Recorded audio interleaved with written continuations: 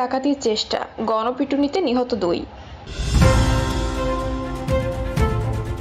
স্বরাষ্ট্র উপদেষ্টার তৎপরতায় নড়েচড়ে বসেছে পুলিশ। হাসিনার নির্দেশে ঢাকায় পরিকল্পিত অপরাধ। এবং সর্বশেষ জানাবো, সিলেটে যুবদল নেতার চাঁদাবাজির প্রতিবাদে হকারদের সড়ক অবরোধ। শুনছিলেন সংবাদ শিরোনাম, এবারে বিস্তারিত।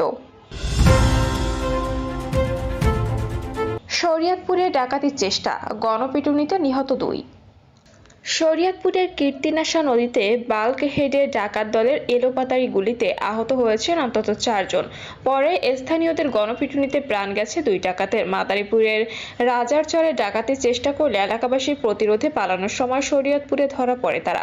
রাত 11টার দিকে কীর্তিনাশা নদীর ডোমসা ইউনিয়নের তেঁতুলিয়া এলাকায় এ ঘটনা ঘটে।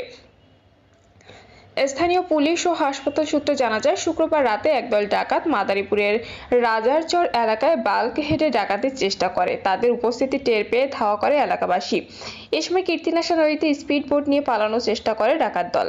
শরীয়তপুরের তেঁতুলিয়া এলাকায় আসলে স্থানীয়রা বাল্ক হেড দিয়ে তাদের স্পিড বোটের গতিরোধ করে। এ সময় এলোপাথারি গুলি ও হাতবোমা ছোড়ে ডাকাতরা। এতে গুলিবিদ্ধ হয়ে আহত হন 4 জন। তাদের মধ্যে আশঙ্কাজনক অবস্থায় 2 জনকে পাঠানো হয়েছে ঢাকায়। ডাকাতের খবর দ্রুত ছড়িয়ে পড়ে সামাজিক যোগাযোগ মাধ্যমে।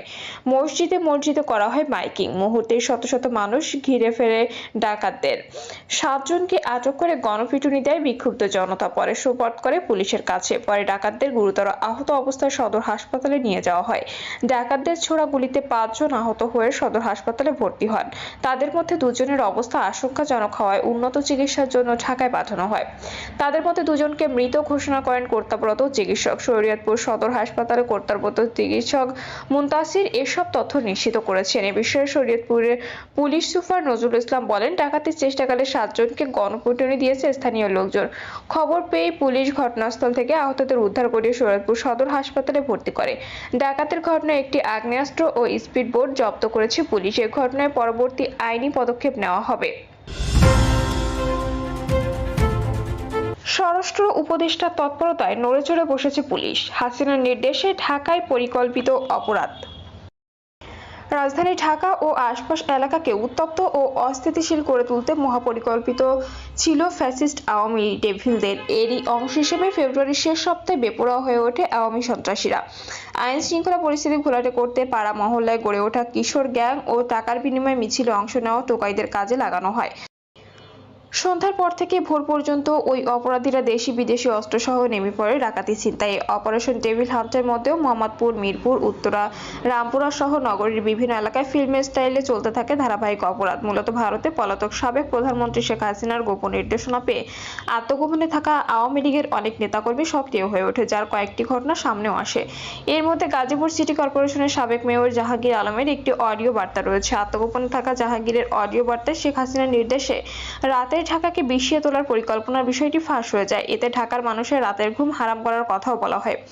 এ বাস্তবতায় ফ্যাসিস্ট আওয়ামী দুর্বৃত্তরা আইন শৃঙ্খলার ভয়াবহ অবনতি ঘটাতে পারে, এমনটি আজ করতে পেরে স্বরাষ্ট্র উপদেষ্টা লেফটেন্যান্ট জেনারেল জাহাঙ্গীর আলম চৌধুরী 24শে ফেব্রুয়ারি মধ্যরাতে এক জরুরি ব্রিফিং এর আয়োজন করেন। সে সময় তিনি বলেন, পরিস্থিতি অস্থিতিশীল করার জন্য আওয়ামী দোসররা ব্যাপক টাকা ছড়াচ্ছে। অন্তর্বর্তী সরকার কোনোভাবেই তা হতে দেবে না। এর পরদিন আইন শৃঙ্খলা বাহিনীকে দ্রুত কম্বাইন্ড অপারেশন শুরুর নির্দেশ দেন তিনি। কয়েকদিন ভোরের দিকে স্বরাষ্ট্র উপদেষ্টা নিজেই বিভিন্ন থানা ও চেকপোস্টের কার্যক্রম আকস্মিক পরিদর্শন শুরু করে। এতে পুলিশের মাঝে সতর্কতা এবং সক্রিয়ভাবে অপরাধ নির্মূলে দায়িত্ব পালনের তাগিদ বাড়ে। পাশাপাশি জনপ্রতিরোধের কারণে ছিনতাইকারী সহ অপরাধীদের মাঝে দেখা দেয় আতঙ্ক। ডেভিল হান্টের পাশাপাশি কম্বাইন্ড অপারেশন অব্যাহত রয়েছে। এছাড়া সাইবার ওয়ার্ল্ডে প্যাট্রোলিং করছে পুলিশ। রাতে রামপুরা থানাধীন বনশ্রীত বাসার কাজে ফিল্ম স্টাইলে এক স্বর্ণ ব্যবসায়ীকে কুপিয়ে এবং গুলি করে 160 ভরি স্বর্ণালংকার লুট করে নেয় দুর্বৃত্তরা। একই রাতে মুগদা এলাকায় এক ব্যক্তিকে কুপিয়ে ছিনতাই। মোহাম্মদপুরে 2টি স্থানে রিকশা আরোহীদের অস্ত্রের মুখে জিম্মি করে ছিনতাইয়ের ঘটনা ঘটে। মোহাম্মদপুর ও শঙ্কর এলাকায় হানা দেয় ডাকাত দল। ডাকাতদের অবস্থান আঁচ করতে পেরে এলাকাবাসী মাইকিং করে। আইন শৃঙ্খলার অবনতিতে ওই রাতে স্বরাষ্ট্র উপদেষ্টার পদত্যাগের দাবিতে ঢাবিতে বিক্ষোভ করেন শিক্ষার্থীরা। পরদিনও রাজধানী সহ দেশের বিভিন্ন স্থানে শিক্ষার্থীরা স্বরাষ্ট্র উপদেষ্টার পদত্যাগ দাবি করেন, এমনকি মন্ত্রণালয় ঘেরাওয়ের কর্মসূচি দেন। এরই মধ্যে গত সোমবার বিকালে কোর কমিটির জরুরি বৈঠকে স্বরাষ্ট্র উপদেষ্টা, পুলিশের বিশেষায়িত ইউনিট, র্যাব, এটিইউ এবং সিটিটিসি সমন্বয়ে কম্বাইন্ড অপারেশনের নির্দেশ দেন। 4 দিন ধরে ডেভিল হান্ট অপারেশনের পাশাপাশি রাজধানীতে চলছে কম্বাইন্ড অপারেশন। এছাড়া 24 ঘন্টা ডিএমপির 50টি থানা এলাকায় 500টি টহল টিম দায়িত্ব পালন করছে। গুরুত্বপূর্ণ স্থানে 65টি পুলিশি চেকপোস্ট বসানো হয়েছে। পুলিশের টহল ও চেকপোস্টের পাশাপাশি রাজধানীর অপরাধপ্রবণ স্থানে সিটিটিসি 14টি, এটিইউ এর 12টি এবং ডিএমপি সঙ্গে র্যাবের 10টি টহল টিম দায়িত্ব পালন করছে। এদিকে ডিএমপি চেকপোস্টের সঙ্গে এপিবিএন এর 20টি চেকপোস্ট দায়িত্ব পালন করছে বিভিন্ন এলাকায়। সাধারণত ভোরের দিকে রাজধানীর থানায় ডিউটি এবং চেকপোস্টের ডিউটি ঢিলেঢালা থাকে। আইন শৃঙ্খলা পরিস্থিতি উত্তরণে স্বরাষ্ট্র উপদেষ্টা নিজেই ভোরের দিকে থানার কার্যক্রম এবং চেকপোস্টের ডিউটি পরিদর্শনে নগরীতে বেরিয়ে পড়েন। সর্বশেষ গত বৃহস্পতিবার ভোরে স্বরাষ্ট্র উপদেষ্টা মিরপুর, দারুস সালাম, আদাবর ও মোহাম্মদপুর থানা আকস্মিক পরিদর্শন করেন। পাশাপাশি থানার হাজতখানা এমনকি চেকপোস্ট পরিদর্শন করেন। এ সময় স্বরাষ্ট্র উপদেষ্টা সাংবাদিকদের জানান, এর আগেও তিনি কাউকে না জানিয়ে ভোরে পুলিশের কার্যক্রম পরিদর্শন করেছেন। দায়িত্বে অবহেলা পাওয়ায় গুলশান থানায় এক এসআই ও এক কনস্টেবলকে বরখাস্তের নির্দেশ দিয়েছেন।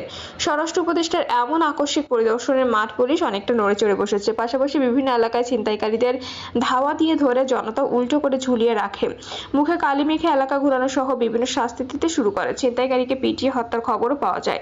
এই অবস্থায় অপরাধীদের মাঝে ভীতি দেখা দিয়েছে। আইন শৃঙ্খলা বাহিনীর তৎপরতা এবং জনপ্রতিরোধের কারণে নগরীর আইন শৃঙ্খলা পরিস্থিতি আগের চেয়ে কিছুটা উন্নতি হয়েছে। এতে সাধারণ মানুষের মাঝে কিছুটা স্বস্তি দেখা গেছে। ডিএমপি সদর দপ্তর সূত্রে জানা যায়, কম্বাইন্ড অপারেশনে রাত 12টা থেকে বৃহস্পতিবার রাত 12টা পর্যন্ত 24 ঘন্টায় 228 জনকে গ্রেপ্তার করা হয়েছে। এছাড়া এই অপারেশন শুরুর পর থেকে রাত 12টা পর্যন্ত 1031 অপরাধীকে গ্রেপ্তার করা হয়েছে। গ্রেপ্তার ব্যক্তিদের বেশিরভাগই ছিনতাই